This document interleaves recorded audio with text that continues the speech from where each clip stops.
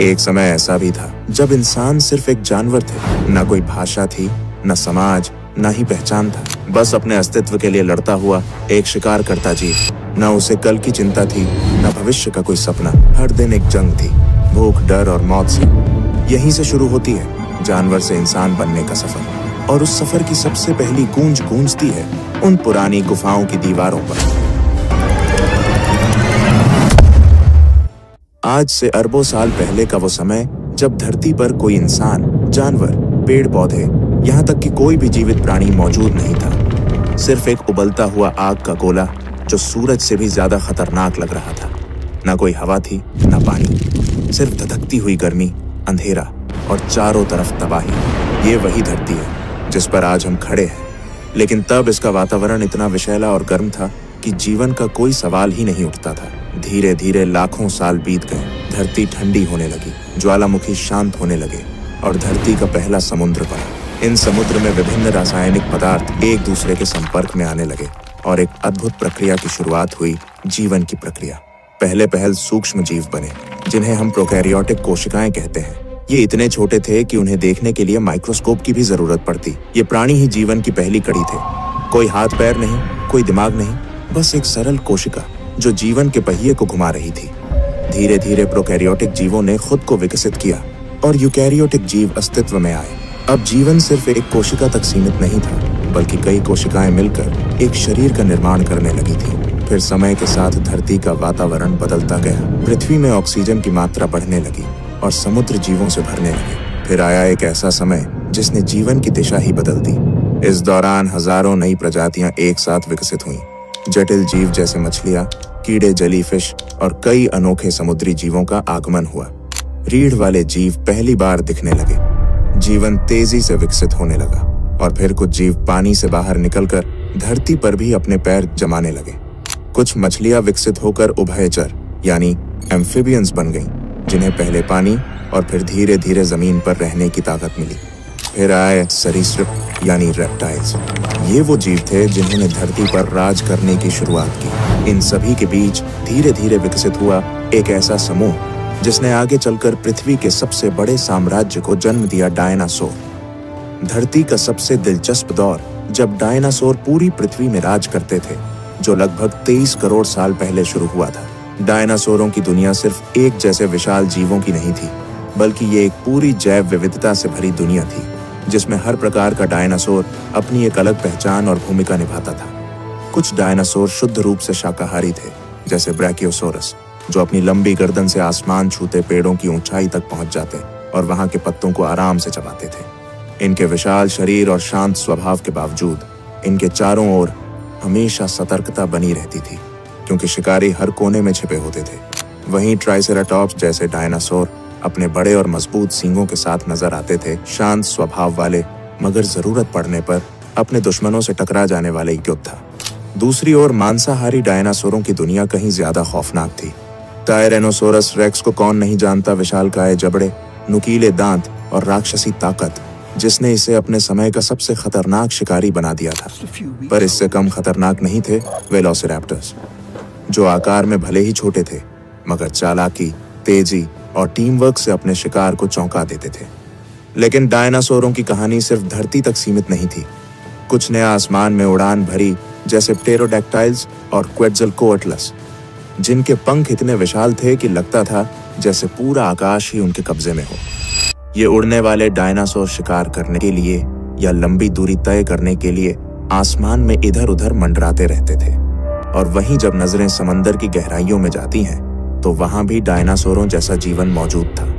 Mosasaurus जैसे समुद्री शिकारी अपनी ताकतवर पूंछ और जबड़ों से पूरे समुद्री जीव जगत पर राज करते थे, जबकि प्लीसियोसोरस अपनी लंबी गर्दन और तेज तैराकी के साथ गहराइयों में शिकार की तलाश में निकलते थे। यानी डायनासोरों का युग धरती, आकाश और समुद्र तीनों में फैला हुआ था और हर जगह वे अपनी अपनी दुनिया के बादशाह थे। डायनासोरों का साम्राज्य करीब 18 करोड़ साल तक चलता रहा, लेकिन फिर करीब 6.5 करोड़ साल पहले धरती पर एक विनाशकारी घटना घटी। एक विशाल उल्कापिंड मेक्सिको के युकाटन प्रायद्वीप से टकराया। इस टक्कर की ताकत इतनी जबरदस्त थी कि उसने आसमान में धूल और राख का अंधेरा फैला दिया।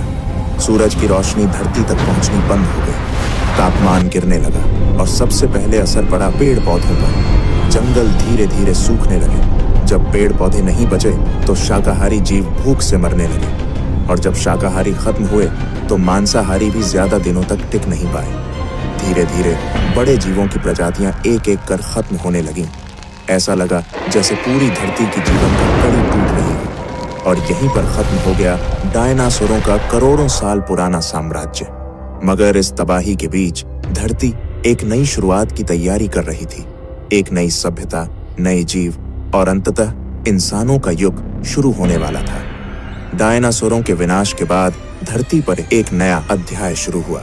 करोड़ों सालों तक दबे, छिपे और भय में जीने वाले छोटे छोटे स्तनधारी जीव अब मुक्त थे।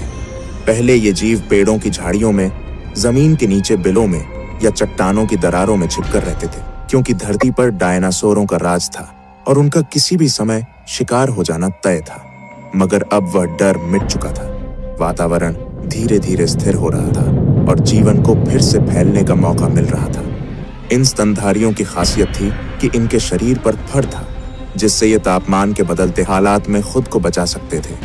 ये अपने बच्चों को जन्म देकर दूध पिलाते थे, जिससे उनकी संतानों की जीवन दर अधिक थी। जैसे जैसे समय बीतता गया, इन स्तनधारियों ने अपने पर्यावरण के हिसाब से खुद को ढालना शुरू किया। कुछ ने पेड़ों पर रहना जारी रखा, जहां उन्हें फल, पत्तियां और सुरक्षा मिलती थी। वहीं कुछ जमीन पर उतर आए और उन्होंने नई चुनौतियों का सामना करना सीखा। खुला आकाश, खुले शिकारी और बदलता मौसम। डायनासोरों के बाद धरती स्तनधारी जीवों से भर गई थी, लेकिन उनमें से कुछ खास प्रजातियां धीरे धीरे एक नए मुकाम की ओर बढ़ रही थी। ये थे प्राइमेट्स, यानी वो जीव जो आज के इंसानों के सबसे नजदीकी पूर्वज माने जाते हैं। यही जीव आगे चलकर इंसानों के पूर्वज बनने वाले थे। इन प्राइमेट्स का विकास काफी रोचक था। उन्होंने पेड़ों पर चढ़ना, शाखाओं पर छलांग लगाना और तेजी से भागना सीखा। धीरे धीरे उनके अंगों में बदलाव आने लगा। उनकी उंगलियां लचीली होने लगीं ताकि वे शाखाओं को मजबूती से पकड़ सकें। उनके हाथ अब सिर्फ पकड़ने के लिए नहीं, बल्कि चीजों को घुमा फिराकर समझने और उपयोग करने के लिए बनने लगे। सबसे महत्वपूर्ण बदलावों में से एक था आंखों की स्थिति। अब उनकी आंखें सिर के सामने की ओर आ गईं, जिससे उन्हें गहराई और दूरी का बेहतर अनुमान होने लगा। यह बदलाव उन्हें पेड़ों पर छलांग लगाने और शिकारियों से बचने में बेहद मददगार साबित हुआ। समय के साथ प्राइमेट्स का दिमाग भी विकसित होने लगा। वे अब छोटे समूहों में रहने लगे, मिलजुल कर भोजन ढूंढते और एक दूसरे को खतरे से सावधान करते। सामाजिक जीवन की शुरुआत यहीं से हुई। समूहों में रहना और एक दूसरे से संकेतों के जरिए संवाद करना। सामाजिक जीवन की शुरुआत यहीं से हुई। समूहों में रहना और एक दूसरे से संकेतों के जरिए संवाद करना उनके दिमागी विकास का एक बड़ा कारण बना। धीरे धीरे शरीर में और भी बदलाव आने लगे। कुछ प्राइमेट्स ने जमीन पर ज्यादा समय बिताना शुरू किया। शाखाओं पर लटकने वाले हाथ अब जमीन पर चलने में भी इस्तेमाल होने लगे। रीढ़ की हड्डी में हल्का झुकाव आया और शरीर की बनावट ऐसी होने लगी कि वे कुछ समय के लिए दो पैरों पर खड़े हो सके। यही वो समय था जहां इंसान बनने की दिशा में पहला कदम रखा गया। दो पैरों पर खड़े होना सिर्फ एक शारीरिक बदलाव नहीं था, ये संकेत था एक नई सोच, एक नए दृष्टिकोण और धरती पर आने वाले सबसे जटिल जीव मनुष्य की शुरुआत का। आज से लगभग 20 लाख साल पहले इंसानी विकास की यात्रा ने एक नया मोड़ लिया। होमो इरेक्टस का उदय हुआ, जिसका अर्थ है सीधा खड़ा होने वाला मानव। यह हमारे पूर्वजों की इवोल्यूशनरी कड़ी में एक बेहद अहम पड़ाव था। होमो इरेक्टस न सिर्फ दिखने में पहले के प्राइमेट्स से अलग था, बल्कि इसकी क्षमताएं भी कहीं अधिक विकसित थीं। इनका मस्तिष्क पहले की तुलना में बड़ा और अधिक जटिल हो चुका था, जिससे सोचने, समझने और समस्याओं को हल करने की क्षमता बढ़ी। इनकी सबसे खास बात थी इनका शरीर।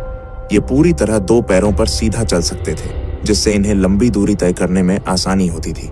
होमो इरेक्टस ने न सिर्फ चलना सीखा, बल्कि अपने हाथों का इस्तेमाल औजार बनाने के लिए करना शुरू कर दिया। पत्थर को तराश कर हथियार बनाना, लकड़ियों से साधारण उपकरण तैयार करना, ये सब उनके जीवन का हिस्सा बन गया था।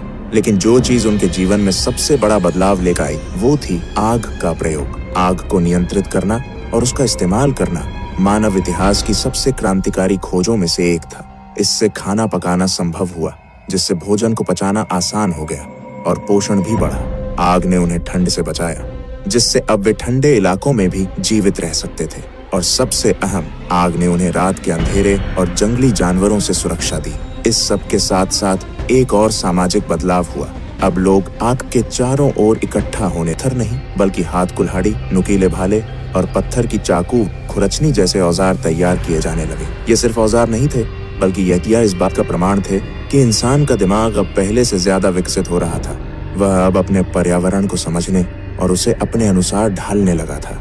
समूह में रहने के अपने फायदे थे। भोजन मिल बांट कर खाया जाता, बच्चों की देखभाल पूरी टीम मिलकर करती और बीमार या बूढ़े सदस्यों की जिम्मेदारी भी सब मिलकर उठाते। यह सामूहिक जीवन इंसानी समाज की नींव बन गया। अब इंसान गुफाओं में रहने लगा था। अंदर आग जलाकर रात बिताना, ठंड से बचना और सुरक्षा महसूस करना, ये गुफाएं इंसानों के पहले घर बन चुकी थीं। लेकिन गुफाएं सिर्फ ठिकाना नहीं थीं, ये अब पहली कला की जन्मभूमि बनने वाली थीं। दुनिया भर की पुरानी गुफाओं में आज भी ऐसे चित्र मिलते हैं जिनमें हिरन, भैंसे, हाथी और इंसानों की आकृतियां उकेरी गई हैं। इन चित्रों ने इतिहास को एक नया आयाम दिया, क्योंकि अब इंसान केवल जी नहीं रहा था, वो सोचने, महसूस करने और अपनी भावनाओं को व्यक्त करने लगा था। ये पहली बार था जब मानव ने अपने विचारों को दीवारों पर उकेरना शुरू किया, और यहीं से कला, संस्कृति और आगे चलकर पूरी सभ्यता की शुरुआत हुई। अब हम उस निर्णायक मोड़ पर आ पहुंचे हैं जहां होमो सेपियंस सिर्फ शिकार करने वाले जीव नहीं रह गए थे। अब वे धीरे धीरे इंसान बन रहे थे, एक ऐसा जीव जो सिर्फ जीने के लिए नहीं, बल्कि महसूस करने, बोलने और समझने के लिए भी जीवित था। भाषा कोई एक दिन में नहीं बनी, यह भी लाखों सालों में धीरे धीरे विकसित हुई। शुरुआत हुई इशारों से, हाथों, आंखों और चेहरे के हाव भाव से। अगर आपको ये इंसानी विकास की कहानी पसंद आई हो तो इसे दूसरों तक जरूर पहुंचाइए, क्योंकि जब तक हम अपने अतीत को नहीं जानेंगे तब तक अपने भविष्य की उड़ान को सही मायनों में नहीं समझ पाएंगे। क्योंकि जब तक हम अपनी जड़ें नहीं जानेंगे, हम अपने पंखों की कद्र नहीं कर पाएंगे। तो वीडियो को लाइक करें, चैनल को सब्सक्राइब करके हमारे साथ जुड़े और कमेंट में बताइए आपका क्या मानना है।